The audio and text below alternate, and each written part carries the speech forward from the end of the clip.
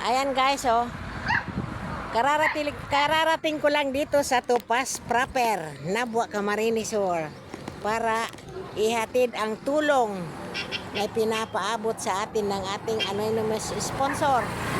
Ayan, ayaw po magpabanggit, anonymous lang po siya. Ayan, pero very generous kasi nagpaabot siya ng tulong sa halaga po na 500 pesos. Yan, kaya ang sabi po, ibili ko ng mga unang pangangailangan ng mga bata. Kaya po bumili ako sa grocery para po, since pumapasok pa po sila, kaya ang binili ko ay pagkain. Ayan, para sa kanilang unang pangangailangan ay ang pagkain, pangbaon. Yan po, ayan po sila. Pupunta po kami sa kanilang bahay at para doon ko po iabot sa kanila. Naabutan ko po kasi nandito sila sa gilid ng kalsada. Kaya dito po, nabidyohan ko na rin. Ayan po, mga kaibigan, mga kalodi. Ayan, aking mga viewers. Ayan po, tingnan nyo po ang kanilang pamilya. Napakagaganda po ng kanyang mga anak. Napakabata pa. At talagang lubhang nangangailangan po ng tulong kasi mag-isa lang po siyang bumubuhay sa kanyang pamilya. Ayan po.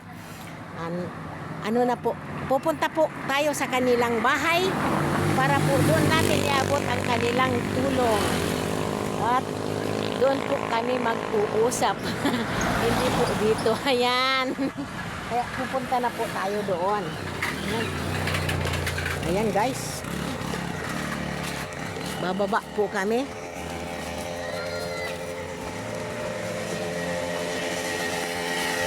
Pasensya na po kasi wala akong kasama. Ayan, mag-isa lang po ako ngayon. Kaya, eto ang aking ginagawa. Ayan. Kailangan po nating maglakad papunta sa kanilang tinutuluyang bahay. Ayan.